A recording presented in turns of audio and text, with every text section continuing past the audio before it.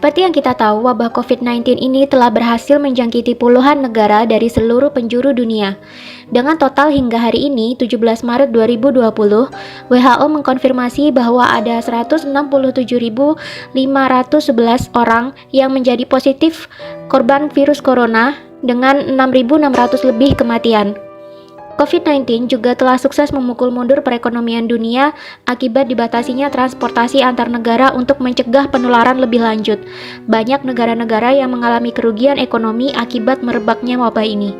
Tapi di tengah kisru dan kepanikan virus COVID-19 ini, ada sebuah kejanggalan-kejanggalan yang terasa aneh untuk ukuran sebuah penyakit baru.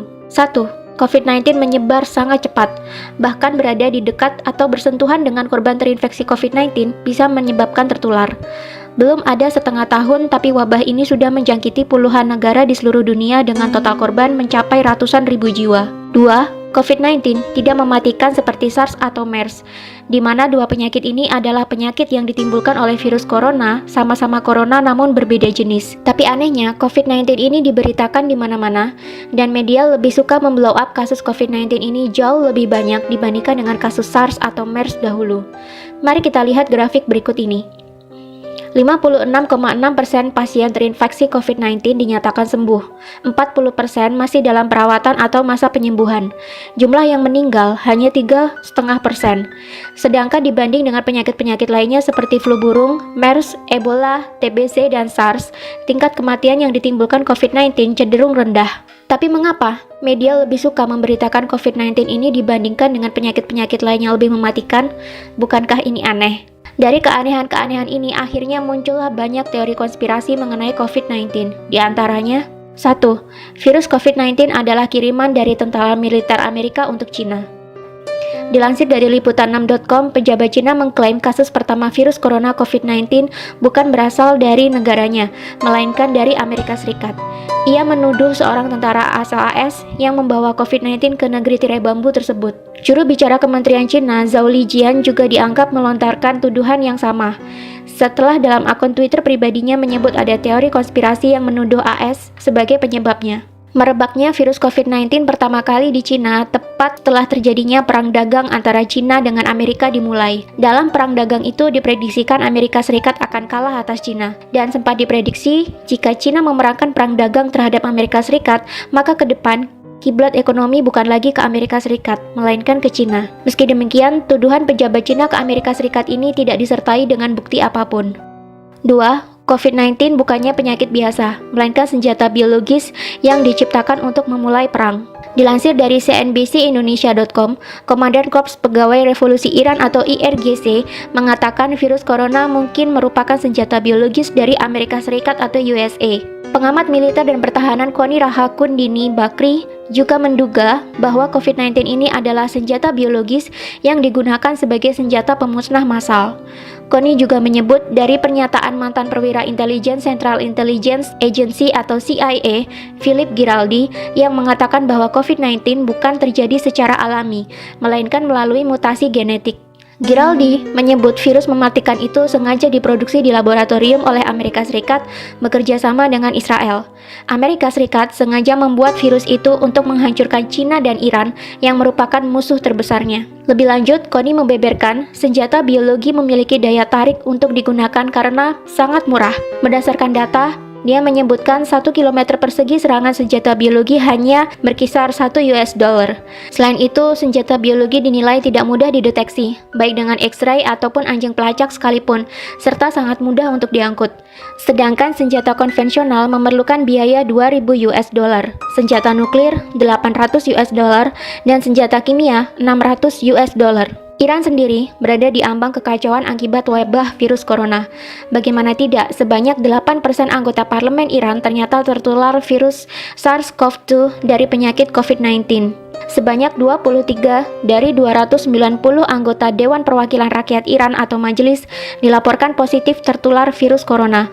Parlemen langsung ditangguhkan tanpa batas waktu dan anggotanya diminta untuk berhenti bertemu dengan publik. Iran memang menjadi satu-satunya negara yang memiliki banyak pejabat pemerintah yang terinfeksi virus corona.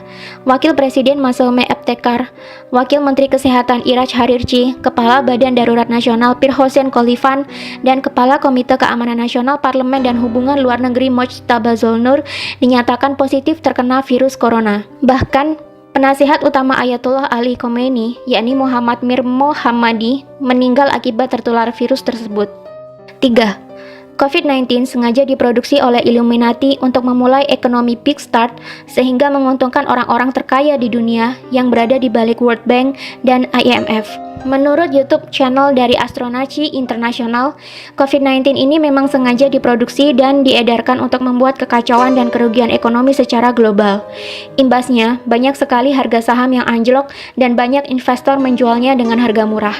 Selain itu, dengan merebaknya wabah COVID-19 ini, mau tidak mau akan memukul banyak negara bahkan dunia menuju ke kerugian ekonomi akibat tersedotnya banyak biaya untuk merawat warga yang sakit dan dirumahkannya banyak pekerja untuk mencegah penularan COVID-19 lebih lanjut.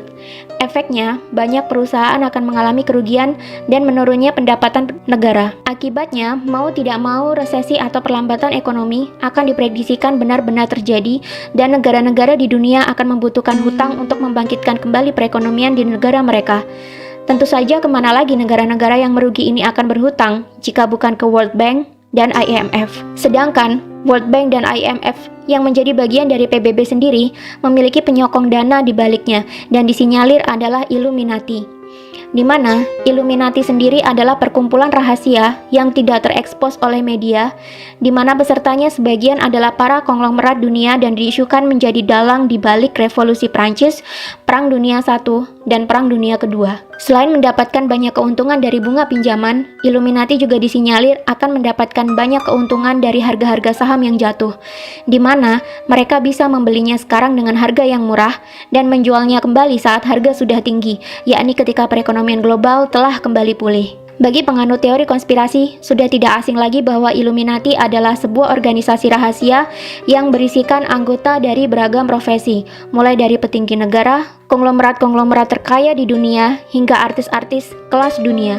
Tujuan dibuatnya Illuminati ini tentu saja untuk menyejahterakan kepentingan-kepentingan anggotanya dan menguntungkan orang-orang di dalamnya. Konspirasi terbesar adalah membuat dunia menjadi satu tatanan baru atau New World Order, di mana nantinya di dunia ini semua negara dan wilayah akan berada di bawah satu komando atau kepemimpinan. Tidak ada lagi perebutan kekuasaan internasional. Jika itu terjadi, tentunya akan mudah bagi anggota Illuminati mengontrol dunia dan mencetak kekayaan sebanyak-banyaknya dari seluruh belahan dunia. Untuk melancarkan maksud mereka ini, maka dibentuklah Organisasi Persatuan Dunia yang kita sebut sebagai PBB atau Persatuan Bangsa-Bangsa yang awalnya didirikan oleh Amerika, Inggris, dan Uni Soviet. PBB sendiri memiliki beberapa suborganisasi lebih kecil di antaranya World Bank dan IMF yang mengurus segala hal berkaitan dengan perekonomian dan perputaran uang di dunia. Konglomerat-konglomerat anggota Illuminati sendiri seperti Rothschild dan kawan-kawannya dilansir menjadi pendana bagi World Bank dan IMF. Jadi, apapun kegiatan yang dilakukan oleh World Bank dan IMF tentunya akan membawa keuntungan bagi para konglomerat ini, termasuk program pinjaman kepada negara-negara yang membutuhkan pasca meredanya wabah virus corona ini nantinya. 4. COVID-19 ini sebenarnya sudah ada antivirus atau vaksin. Masih mengacu pada penjelasan dari video yang diunggah oleh Astronaci sangat yakin COVID-19 sebenarnya sudah ada obatnya. Illuminati bukanlah sekelompok orang yang bodoh yang menciptakan kekacauan global demi tercapainya ekonomi big start yang menguntungkan mereka, tanpa mereka membuat vaksin atau obatnya.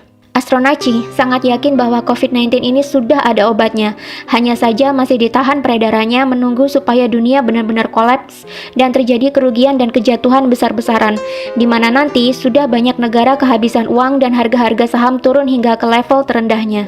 Ketika sudah mencapai titik dasar, barulah vaksin ini dikeluarkan untuk meredakan kekacauan dan menyembuhkan orang-orang. Dengan sendirinya, COVID-19 akan menghilang seiring dengan mulai pulihnya perekonomian global. Tapi tetap, masing-masing negara akan kelimpungan mencari pinjaman dana untuk memulihkan perekonomian kembali. Kemana lagi negara-negara di dunia akan meminjam uang jika bukan ke IMF? Lagi-lagi yang mendapatkan keuntungan di balik semua kekacauan ini adalah orang-orang konglomerat yang berada di balik Illuminati yang juga menjadi penyokong dana di IMF dan World Bank. Memang banyak teori konspirasi merebak di antara keanehan virus COVID-19 ini yang merebak secepat pergerakan angin. Apakah kamu menyetujui teori-teori konspirasi di atas, atau kamu menemukan konspirasi lainnya? Tulis di kolom komentar.